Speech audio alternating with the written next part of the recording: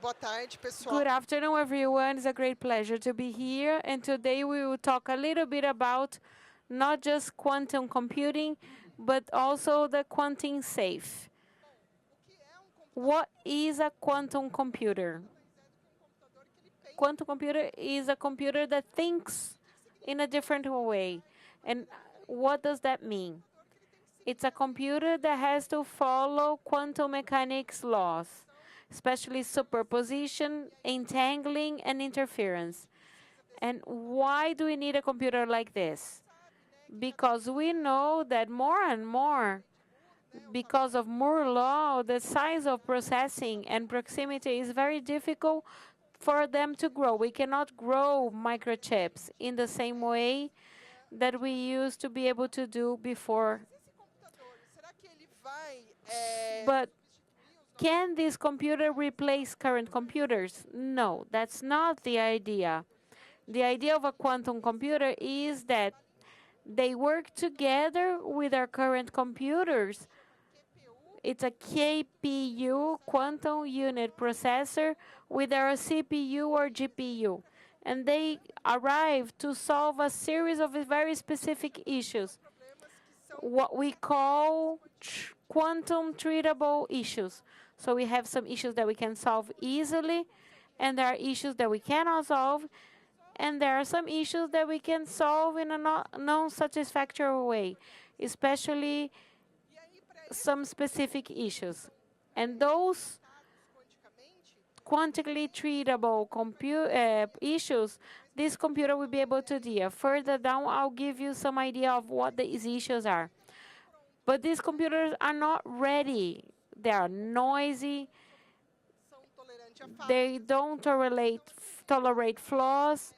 So they are still under development. These computers basically are used for research. But the investment has been increasing in this field. We're not going to talk about numbers, but I'm going to give an idea of how much investment has increased over the years. If we look at the US, France, Germany, the amount available for investments in quantum computing has increased a lot over the years.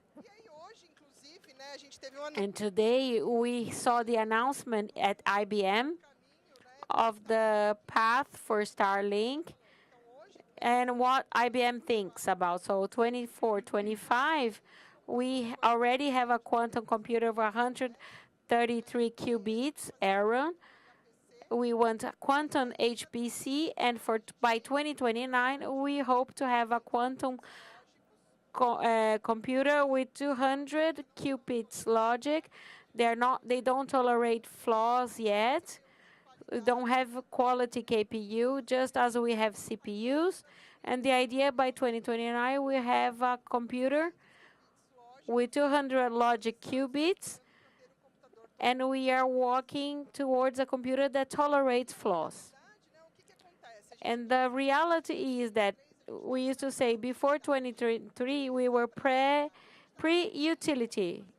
We were then learning how to create a quantum computer, creating the software and the platform to access this computer. And 2023, IBM published a paper that saying even though the computers are noisy, we can have a useful result. Therefore, to experiment something beyond the classical computer, things that the classical computer cannot do. And the idea is that by 2029, we have error correction. So in the meantime, where we are at right now, the utility era, we will see further down that in truth, it's a very good time for us to begin to test and learn this technology and see how it will impact our business. Of course, we say I can use the classical computer GPU to do the simulation. Yes, but to simulate an experiment with quantum computing has a limit. We cannot go beyond that, and this limit goes to 46 qubits. And we know there's a number of different technologies, different type of quantum computers, and IBM believe in the superconducting qubits, SC, and we believe that the best cost benefit is speed, scale and quality. As you can see, IBM is a market leader. We are leaders of skills, innovation, development, but also hardware. And IDC, or hardware, as you can see, we only have the hardware manufacturer for commercial hardware. And you can think, oh, come on, quantum computing is too futuristic. Maybe. But today we already have about 3 trillion circuits that run on our computers. More than 250 companies that are IBM partners in the quantum network.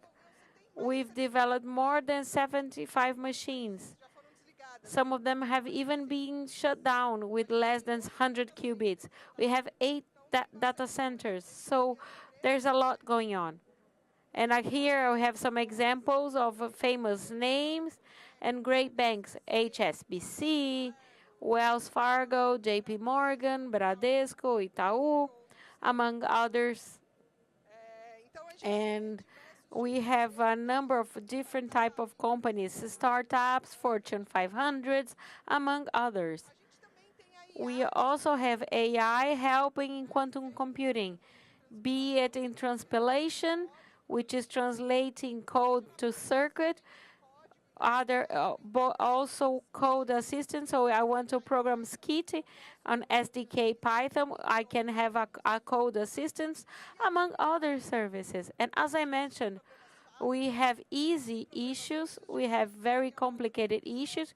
Shor and Groover algorithm. I will let Catropa talk about this and why they are important. And we have what the sweet spots where we can learn and explore issues to be solved. And what are those issues? We have a number of industries, so finance, space, automotive, energy, health. But right now we are in a banking event, so we want to be to know about the financial market. And what we can mention is that we have motor credit, we have Wells Fargo, fraud detection, portfolio analysis, risk analysis, risk management, and so on. And now I'm going to give the word to my colleague and talk about the benefits and risks of quantum computing. So to talk about quantum computing, we need to talk in fact and know that quantum computing is advancing more and more and will be available very soon, possibly in the next decade. But the interesting thing, and it brings a risk, is this is the largest risk over the last 3 decades. If we take a step back and talk about the millennium bug risk, quantum computing is being compared to the millennium bug, especially because all the cryptographic keys will be passive of being broken. And this is the foundation of the whole technical system and with technology. And all of it is based in cryptography. It's not a antivirus or a simple solution of monitoring or so on. Today's cybersecurity all over the world is based on crypto, and that's the importance. And IBM has a lot of experience in cryptography for over 100 years. We are within the story of the greatest cryptographists, and that happened in the research field, in developing cryptography artifacts over the last 100 years. And we have been investing more and more in this new scenario. It's important not to forget that why does the organization need cryptography? Because that guarantees confidentiality of everything you do today. So if you send a message through WhatsApp, if you use our phone to send an iMessage to someone, everything is based on cryptography. 100% of things like that are with cryptography. Confidentiality, authentication, banking identification, everything you do is based in cryptography. So cryptography is everywhere. So when we talk about cryptography being an issue and a foundation of security, I will show a very simple animation to show how quickly a quantum computer could find an exit from a labyrinth. It's almost like a classical computer versus a quantum computer. The quantum computer, in a number of simultaneous ways, tests all the possible paths to find the best result. And the greatest difference is that it will be able to break all the main algorithm, Shor and Groover, within hours. Today, things that would take millions of years to be broken can be broken within hours. All the cryptography in the world be broken. And because of political issues and intercontinental issues, all communication systems, we are talking about the largest security event post-Cold War is the quantum race. And we're talking about the capability of telecommunication and technology in all sectors, and especially to discover secrets that have been put away for many, many years. We're talking about Harvard now and so on, data that are being stolen that will be decrypted in the future when quantum computers are available. We've been talking a lot about this quantum computing issue, so over the next decade, we will be able to see this as a solution sine qua non. We're also talking about time. It's a race against time, especially when we talk about Y2K. People knew exactly the moment it was going to happen, what was necessary, and what to do. The quantum race needs to start now. We need to prepare now, interacting, changing algorithm, understanding the algorithms that need to be changed so that we are prepared for this quantum race. And when this is going to happen? What's the forecast? So we have about 2030, 2035. Oh, that's a long time away. Don't be mistaken. 5 years goes by in a blink, so that you have an idea to have know what the cryptography keys are, where you use the cryptography within your systems for banking, telecommunication, industrial, so you can find out where they are, so that you can have some kind of contingency plan to avoid this type of an event. And if you don't take action, you will lose your time. For example, by 2030 to 2033, when we have the boom for quantum security, it will be an event that will compromise a number of systems simultaneously.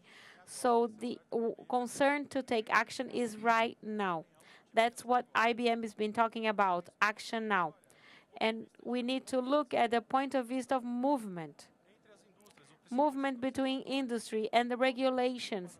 You can see the panorama of what's being done. We're talking about Brazil, but what are other countries doing? We've been looking at a separate world, East and West. China creating their own cryptography, and the Americas and the US creating their own cryptography. IBM has been paying attention to all the available artifacts. 3 algorithms that are going to be launched now that will happen in this structure and this new cryptography. And much of what see in the East, in the West, is turned to the Americas. In terms of what has to be published here, you can see Australia, Germany, do ponto de vista como deve aplicar essas mudanças criptográficas do ponto de vista de governo, do ponto de vista do sistema bancário. Aspects, how this will change banking and telecommunications. So acelerando sobre esse processo. É evidente que existe Of course, there is an ecosystem in e demais países e principais cenários geopolíticos que vem acontecendo hoje, mas essa corrida acaba cada vez mais pautando mais itens, mais acelerados e principalmente para apimentar mais essa relação. But of course, this is going to enquanto a gente fala. Essa é uma ideia. Bring more developments into this quantum race. And what do we have to do to start modeling or shaping the main item of this knowledge of what quantum safety is? What we are talking about when we speak about this target?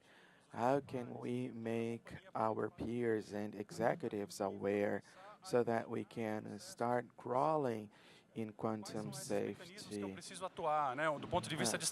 What do we have to do in the stage one for this preparation? IBM has a wide range of technologies that has helped telecommunications and the main banks that have invested a lot in that.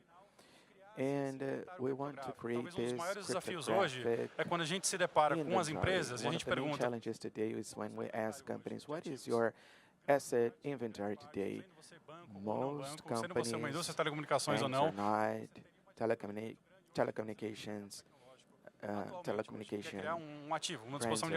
companies are not. Well, it is very rare for them to have an asset inventory. If we ask them, where are your cryptographic tokens today, it is much harder to ask. So time is running against us in this process. So we have to invest today so that we can anticipate ourselves to understand what these artifacts are, especially in terms of performance. And I spoke a lot about the quantum machine, right? Now, as for the quantum safety, how can it impact in our operations? Apple, for example, iMessage, if you send a text message to someone, it has quantum protection, but the key is 64% larger than the previous version of iOS. So every time I send an iMessage, imagina eu gerando 64 vezes mais tráfego. O que muda, por exemplo, no algoritmo que eu estou alterando isso? More data traffic.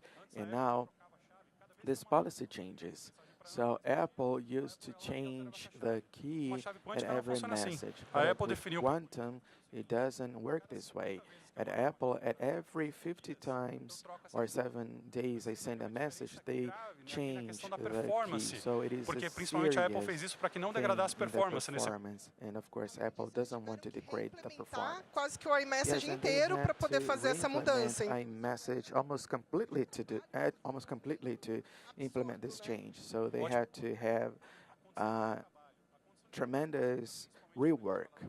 Yes, of course, especially when we think about the re-architecture. So think about your interfaces, for example, internet banking connection, robot banking connections, everything you do today that uses cryptography. So these cryptography will change with open finance, with blockchain developed based on this infrastructure. So we have to think about cryptographic agility, which is the ultimate step, work today so that we can build this maturity so that in our development environment we can add cryptographic agility tools. RSA took 50 years, but these algorithms aren't time-proof, so we know that they were resistant to quantum computing. Sparring, if I'm not mistaken, that was broken in a laptop, so we do not know if these algorithms will last for 50 years or if they will have to be replaced in 3 or 5 or in 3 or 4 years. Exactly. And the creation of cryptographic agility is extremely relevant and important so that we can adapt to that over time, because quantum computing is here to stay, and it is going to be consumed by everyone here, every company here, every industry. So we have to reshape ourselves so that we can adapt to it a long time, so that it can walk with us in the development stages as a whole. So we have to start now so that we can in fact have this dynamic. And you can say, I'm not interested in quantum computing, that's not my deal. I want to continue working on my classic computer. I don't want to invest in research, but the Isso sim vai risks impactar e todo mundo tem que brought by quantum computing will impact you, and we have to stay alert because this can se eu não conseguir me stop you from making business if you cannot talk to other providers.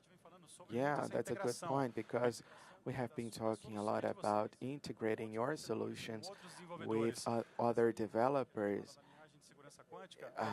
solutions because we have to speak the same language and use the same structure, and you will need to refactor your infrastructure as a whole because we're going to develop crypto agility for many years. And sempre puxando pelo tempo. Of course, we have to consider time. We have to start now.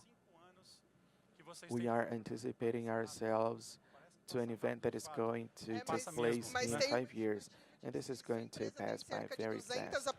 Yeah, and if your company has about 20 applications, you will 6 anos já estourou o tempo. Praticamente. Need 4 to 6 years to change all the cryptography.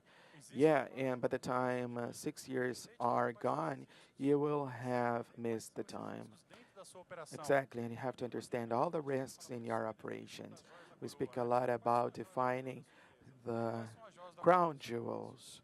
So what are your crown jewels? What are the crown jewels of your company? And this is going to identificar quais são esses riscos, implementar esses programas que são necessários, define your methodologies and the processes that will be required so that you can have a quantum safety possa se precaver em relação a esse assunto. Is prepared for the future. Pessoal, a gente gostaria de deixar convite. So guys, would like to give you an invitation. We will hold the first event about quantum safety. This is going to take place in London. However, we're going to have an online version. If you want to sign up, here's the link, here's the QR code, and it's going to take place on June 16 and 17 do mundo da IBM, na parte de IBM pesquisa. IBM experts on safety. Inteligência da IBM vai estar nesse evento. The whole cyber safety team of IBM is going to be there. So you were invited if you want to join online or if you want to attend it in London. Super interessante, you can sign up here through this QR code. But you will learn about the debates of the main banks, defense departments of the U.S., and of European countries. Propriamente dito, vai estar lá publicando. Subject NIST will publish the cryptographic references that they expect for the future. And tanto de Zurique quanto dos Estados Unidos vão estar presentes também sobre essa estrutura do evento. E para você que quiser ficar sabendo um pouquinho mais sobre computação que você vai conseguir achar não só materiais, né, mas também and you'll have access to the platform. Anyone can sign up for free at IBM's platform, and you have 10 minutes free use to quantum computing. And if you want to reach out to me on LinkedIn, I will be available. Thank you very much.